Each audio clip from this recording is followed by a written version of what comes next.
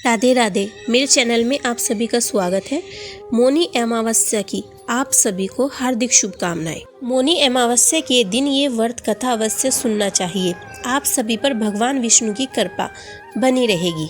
चलिए आज की वीडियो शुरू करते हैं। माघ अमावस्या पर मौन रहने का विशेष महत्व बताया गया है।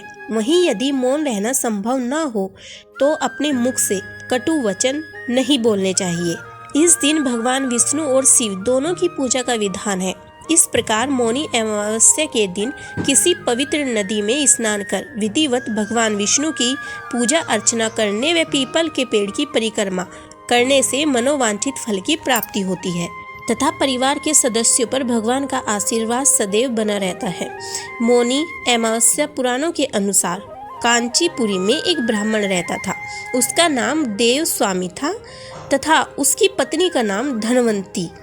उनके 7 पुत्र तथा एक पुत्री थी। पुत्री का नाम गुणवती था।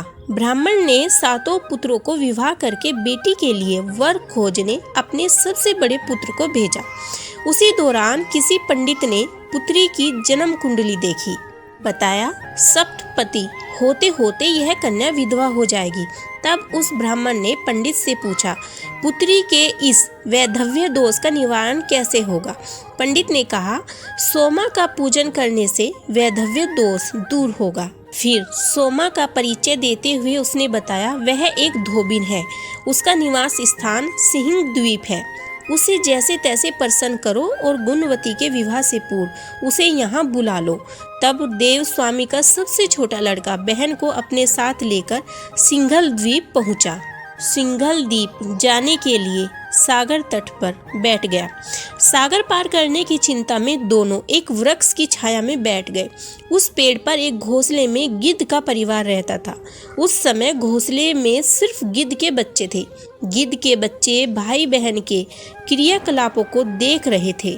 सायंकाल के समय उन बच्चों की माँ आई तो उन्होंने भोजन नहीं किया। वह अपनी माँ से बोले, नीचे 2 प्राणी सुबह से भूखे प्यासे बैठे हैं। जब तक वे कुछ नहीं खा लेते तब तक हम भी कुछ नहीं खाएंगे। तब दया और ममता के वशीभूत होकर गिद्ध माता उनके पास आई और बोली, मैंने आपकी इच्छाओं को जान लिया है। इस वन में जो भी फल फूल कंद फूल मिलेगा मैं ले आती हूँ। आप भोजन कर लीजिए। मैं प्रातःकाल आपको सागर पार कराकर सिंघल द्वीप की सीमा के पास पहुंचा दूंगी। और वे दोनों भाई बहन माता की सहायता से सीमा के यहाँ जा पहुँचे। वे नित्य प्रातः उठकर सोमा का घर झाड़ कर लीप देते थे। एक दिन सोमा ने अपनी बहुओं से पूछा, हमारे घर कौन बुहारता है, कौन लीपता पोतता है? सबने कहा, हमारे सिवाय और कौन बाहर से इस काम को करने आएगा। किंतु सीमा को उनकी बातों पर विश्वास नहीं हुआ। एक दिन उसने रहस्य जानना चाहा। वह सारी रात जागी और सब कुछ प्रत्यक्ष देखकर जान गई। सोमा का उन भाई बहन से वार्तालाप हुआ। भाई ने सोमा को बहन संबंधी सारी बात बता दी। सोमा ने उनकी श्रम साधना तथा सेवा से प्रसन्न होकर उचित समय पर उनके घर पहुंचने का वचन देकर कन्या के वैधव्य दोष निवारण का आशीर्वाद दे दिया। मगर भाई ने उससे अपने साथ चलने का आग्रह किया। आग्रह करने पर सोमा उनके साथ चल दी। चलते समय सोमा ने बहुओं से कहा, मेरी अनुपस्थिति में यदि किसी का देहांत हो जाए तो उसके शरीर को नष्ट मत करना, मेरा इंतजार करना। फिर सोमा भाई बहन के साथ कांचीपुरी पहुंच गई। दूसरे दिन गुणवती के विवाह का कार्यक्रम तय हो गया।